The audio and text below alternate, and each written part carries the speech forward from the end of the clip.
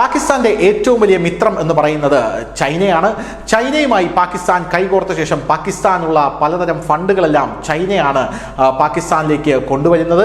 അതിനു പകരമായി പാകിസ്ഥാനെ ഡെഡ് ട്രാപ്പിൽപ്പെടുത്താൻ ചൈന ശ്രമിച്ചെങ്കിലും അക്ഷരാർത്ഥത്തിൽ ചൈന തന്നെ വെട്ടിലാകുന്ന കാഴ്ചയാണ് നമുക്ക് കാണാനും സാധിച്ചത്.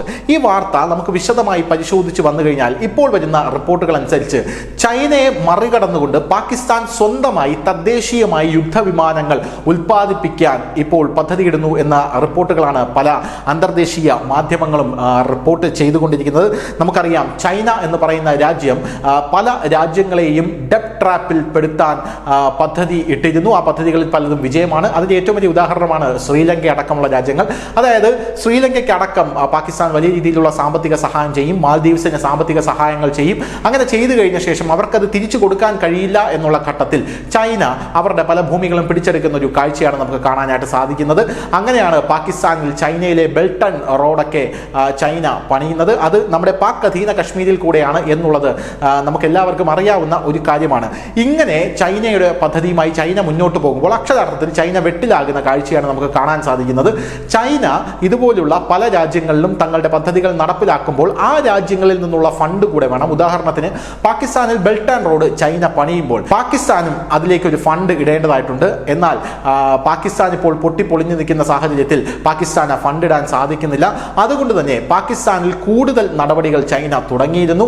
പാകിസ്ഥാനെ പ്രകോപിപ്പിക്കുന്ന വണ്ണം പാകിസ്ഥാന്റെ ചില ആൾക്കാരെയൊക്കെ ചൈന കൊന്നുതള്ളി. അവിടെ പന്നിയുടെ ഇറച്ചി വിൽപ്പനയടക്കം പാകിസ്ഥാൻ തുടങ്ങിയിരുന്നു. ഇത് ചൈനയെ പ്രകോപിപ്പിച്ചിരുന്നു. എന്തായിരുന്നാലും പാകിസ്ഥാനിൽ ഇപ്പോൾ നടക്കുന്ന സംഭവങ്ങൾ എന്ന് പറഞ്ഞു കഴിഞ്ഞാൽ ചൈന പാക് പ്രധാനമന്ത്രിയെ ചൈനീസ് എംബസിയിൽ വിളിച്ചു വരുത്തി താക്കീത് കൊടുക്കുന്ന ഒരു സാഹചര്യം ഉണ്ടായിരുന്നു. ഇതൊക്കെ ലോകത്താദ്യമായിട്ടാണ്. പാകിസ്ഥാൻ ഇത് വലിയ തിരിച്ചടി ആയിരുന്നു എന്നുള്ളതും നമുക്കറിയാം.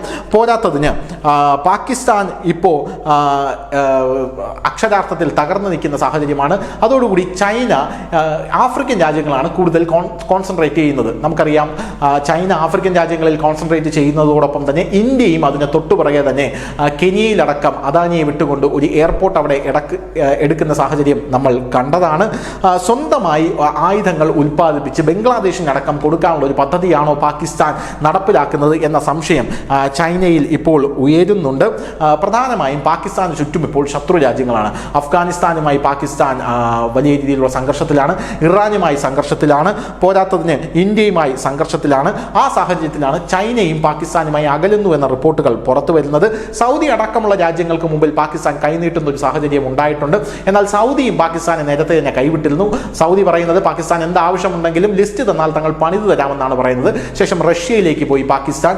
റഷ്യ പാകിസ്ഥാന് ഭിക്ഷക്കാരന്റെ വില പോലും കൊടുക്കാതെ പുറത്താക്കുന്ന കാഴ്ചയാണ് നമ്മൾ കണ്ടത്. ഏറ്റവും ഒടുവിൽ അമേരിക്കയാണ് പാകിസ്ഥാന്റെ അഭയകേന്ദ്രം എന്ന് പറയുന്നത്. കാരണം അമേരിക്ക ധാരാളം എയർ സ്ട്രിപ്പുകൾ പാകിസ്ഥാനിൽ പണിതിട്ടുണ്ട്.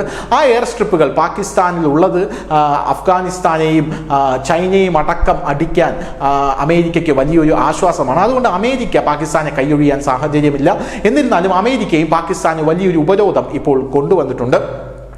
അതോടുകൂടിയാണ് പാകിസ്ഥാൻ സ്വന്തമായി ഇപ്പോൾ യുദ്ധവിമാനങ്ങൾ വികസിപ്പിക്കാനുള്ള നീക്കത്തിലേക്ക് വന്നത് എന്നാണ് നമുക്ക് മനസ്സിലാക്കാനായി സാധിക്കുന്നത്. പക്ഷേ പാകിസ്ഥാന്റെ ഈ നീക്കം എത്രത്തോളം വിജയിക്കും എന്നുള്ളതാണ് ഇനി കണ്ടറിയേണ്ടത് എന്നുള്ളതാണ് വേറൊരു കാര്യം. പാകിസ്ഥാൻ ഇപ്പോൾ 4.5 ജനറേഷൻ ഫൈറ്റർ പ്രോഗ്രാമായി വികസിപ്പിച്ചെടുക്കാൻ പദ്ധതിയിട്ടിട്ടുണ്ട്.